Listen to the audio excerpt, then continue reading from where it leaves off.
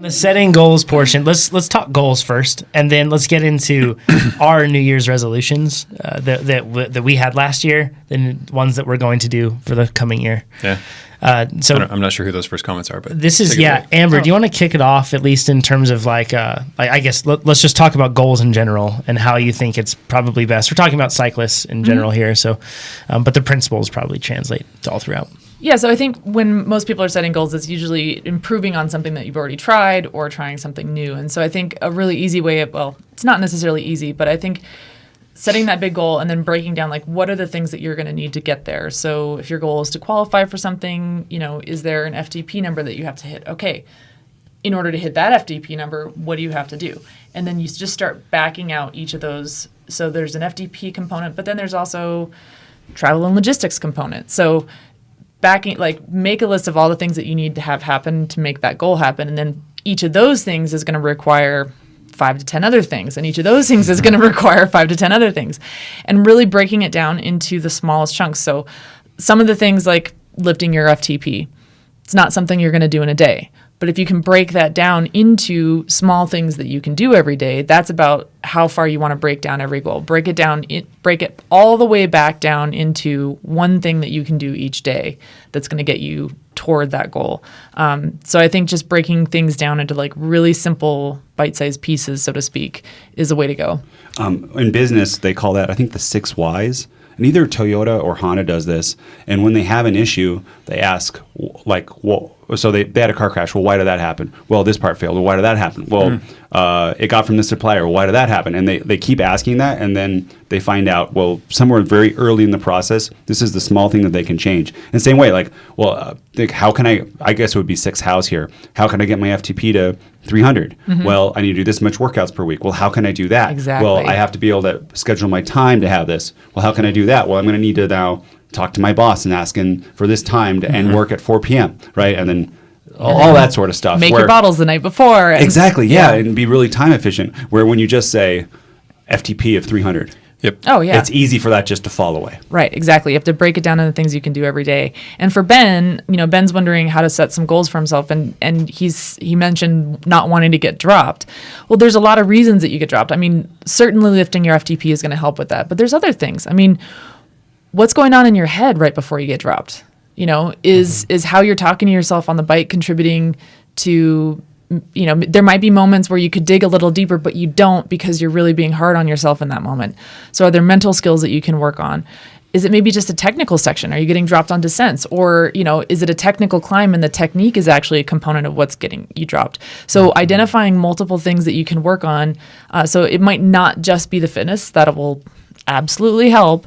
But then again, is it the intense part? Is it the climb? Is it the descent? So picking apart where those selections are and how you can address those. And then once you've identified a couple of the key skills where you think you could really make the most, you move the needle the most, then start breaking those things down. So I would identify some process goals and then break those down into things that you can do every day. Yeah. And you have another point down here that I think is super important, that you aim for progress, even if it isn't linear, right? Yep. Like you think step 1, 2, 3, 4. Progress is never linear, guys. Yeah, right? It just isn't. Yeah, but you aim for progress toward that outcome goal. Exactly. So, I mean, we all like to think that you get out of it what you put into it. And really, in the big picture, ultimately you will, but it's not going to be linear. And I think that can get really frustrating sometimes, because sometimes you'll just have these huge gains and you're improving by leaps and bounds, and that's awesome and it's really motivating. And then there are times when it just feels like you're just beating your head against a wall for just a tiny little bit, but keep the faith and just keep moving forward. So just remember that the point is progress towards your goal, understand that it's not always going to be linear, but just keep moving forward. Yeah, perfect. Should we get into resolutions on this? Yeah. Yeah, well, let me. Oh, yeah, Chad, you got some stuff, Dad? Yeah. Slow your roll there, brother. Nate's so excited. Okay. So I'm not going to reiterate everything Amber just said, but I am going to apply it to one particular method of setting your goals. Cool. So, and I've over the years, there's a few ways to go about it. This one seems to resonate with the most coaches, and it definitely resonates the most deeply with me. It's in terms of effectively setting your goals. I mean, you can't just put a goal up there without these considerations. I feel apply in all cases, and everything Amber just said, it's like, that's what was wrong with that. That's what she specified there. So it's the acronym is SMART, and each one of these is meaningful. So the S is specific. So let me just run through them. It's specific, measurable, achievable, relevant, and time bound. And she just capitalized on each of those, I think. In terms of being specific, you can't just say, I want to raise my FTP. Mm-hmm. Everyone wants to raise their FTP, and that's not a good goal to shoot for. I mean, any increase in FTP, and boom, you've achieved a goal, but not a very good one. So say I want to raise my FTP by 40 watts, 10%, whatever. Mm-hmm. Return to the FTP I was at 2 years ago when I was very competitive. Sure. So something specific. And then it has to be measurable, obviously. So you can't just say, I want to lose weight. I want to say, I'm going to lose 5 pounds of body fat, or I'm going to reach 9% body fat, or I'm going to shift my body composition to, in any case, it has to be something that you can measure on a frequent basis. And not only is it measurable, but you have to measure it. And we'll get to that later, because that's one of the many balls I dropped. And then achievable. So you may want a 400 watt FTP, but is that achievable? You know, maybe a 330 watt FTP is a better stepping stone along that path, and getting 400. Either way, make it achievable. Mm-hmm. Relevant. So considering your goals, and I'm particularly guilty of this, and I think this is just kind of an overshoot sort of thing, or I can't distill down what's important from all the things I want to do. So I end up doing all these things in the pursuit of becoming a better bike racer, but a lot of these things don't necessarily make me a better bike racer. And an example would be like a pure climber pursuing big strength goals. Yeah, sure. It's not relevant. And then finally, time bound. You got to put a date on this stuff. So you can't just say, I want to win a national title, because that's a good goal, mind you, but you have to say, I want to win a national title in 2021. Mm-hmm. Okay. Yep. Yeah. Gives you a sense of urgency. With all that in mind. And like I said, everything Amber just mentioned is like, that was specific, that was time bound, that was measurable. I so I've been to so many business things about SMART, and SMART, like for the last probably 20 years, everyone loves SMART. Mm-hmm. Not SMART, I think, has to be paired with other stuff, just because it does. It's not everything. Yeah, because what they in the business context, what they think is, you set this for your company, and then internally they're going to organize and figure out how to get this done. Because a lot of this stuff, it's not a guide of what to do, kind of like what Amber did. Yeah, but a lot of it too is out of your control, like how much you can raise your FTP and stuff. So I like for like a wake. Instead of saying my SMART goal is to lose 10 pounds by March, and that's probably achievable and measurable and all that sort of stuff. I like the idea of, I won't eat Popeyes once between now and March. Like, that's easier for me to control. Or I will get on the bike 4 times per week. That's kind of like breaking it farther down. So you can still do SMART, but you got to back it up with, in my opinion, with what is the process goals to reach your outcome. Now, I'm getting to that too. We'll definitely talk about that. This isn't everything. Mm-hmm. And if I have one criticism about Nate's goals, and I've got one for each of us, mm-hmm. I have several for me, but I'm just going to limit it to one. He serves himself a lot of softballs. I think they're too general and they're too achievable. Right. And that's one of them. Good. Saying, no, you get to where you need to get, and you do it quite well. But I don't think the way you establish goals, if I were coaching you, we would definitely do it differently. Yeah. Let's go. Okay. We'll get into it. I'll Should we defend go myself. into The gauntlet has been thrown. Sure. Let's do 2019 first. It's just I do want to make one comment real quick about the measurable aspect of this, because I think this can be a slippery slope. I think it's really important to have measurable goals because you can track your progress, but I also think it's a little bit of a trap, because there are some really significant things about improving yourself as an athlete which are very qualitative. Sure.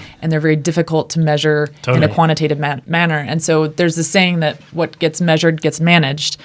But then what ends up happening is we tend to focus on the things that are easy to measure. That's a good point. Right. The things that are really easy to quantify, but those aren't necessarily always the most important things. So a lot of being an athlete is psychological. There's a lot of qualitative things that are a little bit harder to measure quantitatively. Become a better bike handler. Right. I mean, that's... Yeah. Maybe measure some of that. But I'm more comfortable in a pack now, and I am less... I have less like mental energy inside of it. I just feel natural and feel more comfortable moving up. Mm-hmm. And I think that's huge, right? Right. That probably saves me 30 watts during a race. Sure. It's But you have unbelievable. no number. Yeah, there's no power specific meter to to show that. And I think that's where something like a training journal can be really, really helpful. Just keep the journal, because what you can then do is flip back 3 months ago. What was the race that you did at the beginning of the season versus the end of the season? How did you feel after that race? You might be talking about, wow, my positioning was really on point, or, whereas earlier in the year you were really freaked out and struggling with it. So there are ways of measuring progress, or at least gauging progress on qualitative aspects of improvement. So don't if you're using the SMART model, or you're worried about making sure that things are measurable, don't limit yourself to quantitative goals. And also recognize that your quantitative goals have to be flexible. Yep. I mean, if at some point along the way you get sick and you were on that trajectory to achieve that improvement in FTP, and now it gets sidetracked a little bit, you're not failing to meet that goal because you had to realign it. Yeah. One thing I think that we should discuss before we get into the resolutions is we haven't explicitly, at least in this episode, we have in previous ones, but kind of stated the whole concept of process versus outcome. And there's numerous different ways to phrase that. It could be short-term, near-term, or short-term, long-term, whatever else you want to say.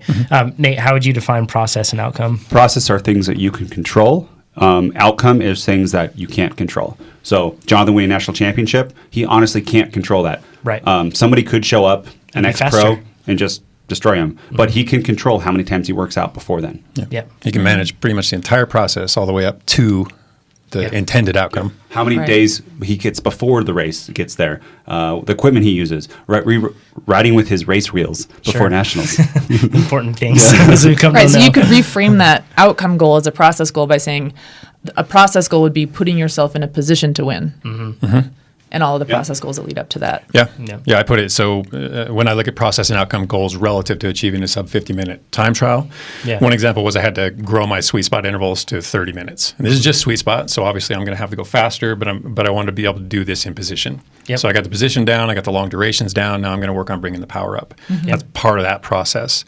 And then my outcome was a sub 50, but one might actually handle the other. I mean, bringing myself, enduring the process, bringing myself up to a point where I can ride a sub 50 might inherently bring me a sub 50. Well, a win. So if the outcome goal in that case is to win district titles, my process leads me to a high enough FTP and a high enough power output to actually achieve an outcome goal, even though the outcome goal may not have been all that important. It may have been more about the process. It may have been more about just getting a sub 50, but a sub 50 actually nets a championship. So there's a lot of overlap. While time trialing is specifically kind of measurable, and perhaps you may know the course and know the demands of everything else that you need to have for that, you can find that in a lot of forms of racing, even something as dynamic as mountain biking. Absolutely. So let's get into our 2019 resolutions.